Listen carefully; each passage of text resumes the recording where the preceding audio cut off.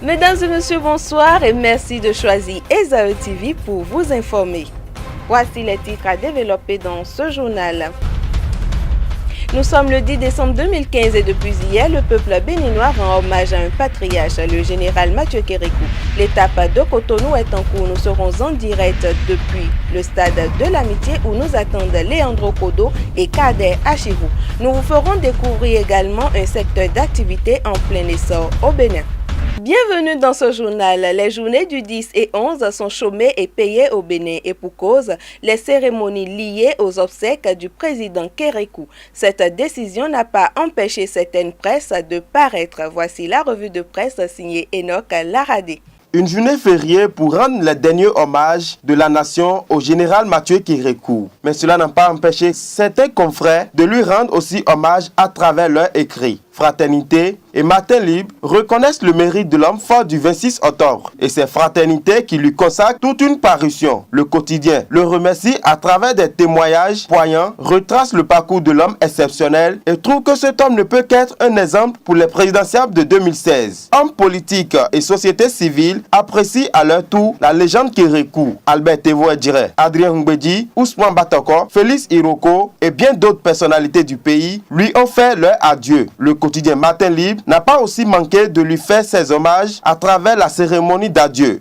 D'un hommage, allons à un autre. Cette fois-ci, ce sont les hommes de la plume et du papier qui pleurent la disparition de Clément Dognon. Le journaliste est tombé sous la balle des malfrats le mercredi 9 décembre 2015 à Parakou. Celui que ses amis appelaient affectueusement séducteur est décédé à l'aube aux environs de 4 heures du matin au centre hospitalier départemental du Borgou. Et c'est Matin Libre qui nous apporte cette information. Tandis que Kérékou et Dognon reçoivent des hommages, Léonard Zinsou, quant à lui, voit sa candidature désapprouvée par les siens. Alessandre Ntondi, Karim Tchabisika et Marcel de Souza désapprouvent la désignation de l'actuel Premier ministre comme candidat unique des forces Cori pour un Bénin émergent. Et c'est le potentiel qui titre à sa manchette présidentielle de 2016, Zenli vomi par ses siens. Personne n'en veut. La dépouille du président Kérékou est actuellement au stade de l'Amitié après le détour à la base militaire du Kangezo et la veillée de prière au domicile du défunt.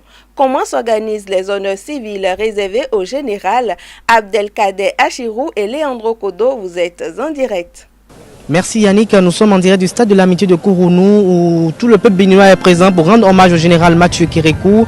Nous avons ici la présence de 3 chefs d'État, Mohamed Issifou du Niger, Buhari du Nigeria, Faure Gnassingbe du Togo et nous avons aussi notre chef d'État, le président Boliaï, qui est ici présent pour rendre hommage au général Mathieu Kérékou. S'il faut dire ce que je retiens de ce monsieur qui m'a fait de ce que je suis aujourd'hui, c'est énorme. Mais une chose que je retiens de lui, sa simplicité, sa tolérance, son intelligence. Il constitue pour nous un baobab d'histoire. D'autres vont trouver des parties noires dedans, d'autres vont trouver des parties blanches dedans. Et c'est ça, Mathieu Kérékou, comme lui-même l'a dit, un véritable caméléon.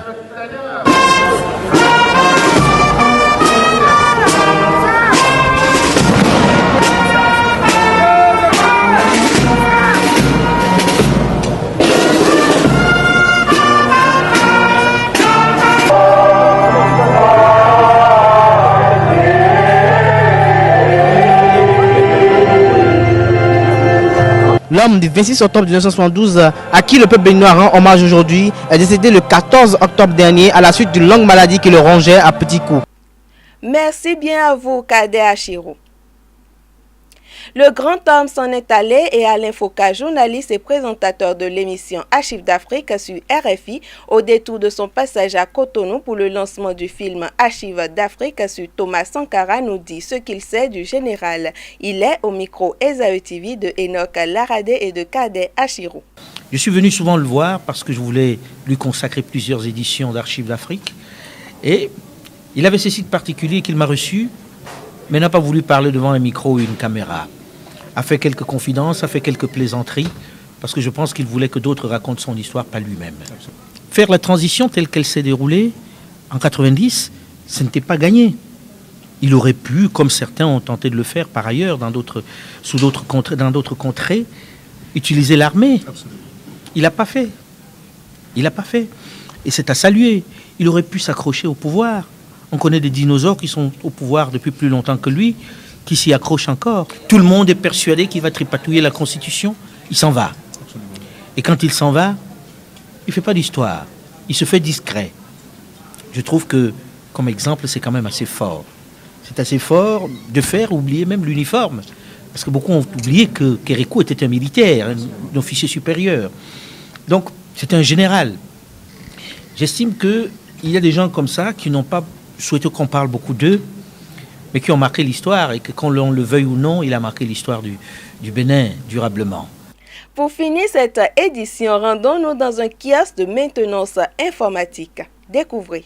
La maintenance informatique est un métier devenu très utile, surtout avec l'avènement des technologies de l'information et de la communication. Au Bénin, ce secteur recrute de plus en plus car la sauvegarde des données d'une entreprise ou le remplacement d'un matériel défectueux nécessite les compétences d'un technicien professionnel en maintenance informatique. Mon rôle ici, c'est de dépanner les ordinateurs, de les réparer et de faire la maintenance. La maintenance, elle existe sous deux plans. Nous avons la maintenance préventive et la maintenance curative. À la prévention, nous pouvons diagnostiquer, nous pouvons prévoir des pannes éventuelles qui vont peut-être intervenir, qui vont surgir sur vos machines. À la guérison, nous faisons quoi? Nous préparons ce qui n'a pas été prédit à la prévention. La maintenance informatique demeure un métier d'avenir malgré les contraintes qui peuvent subsister. Il y a des pièces qui sont rares, il y a la cherté des pièces. Ils sont prêts à utiliser les machines, mais ils ne sont pas prêts à sortir de l'argent pour les entretenir. La filière est en plein essor et le nombre de pratiquants de ce métier s'accroît ces dernières années. C'est déjà la fin du JT Soir sur ESAE TV. Mesdames et messieurs, merci de nous avoir reçus. Je vous retrouve demain avec le même plaisir, même heure, même site, www.esaetv.com.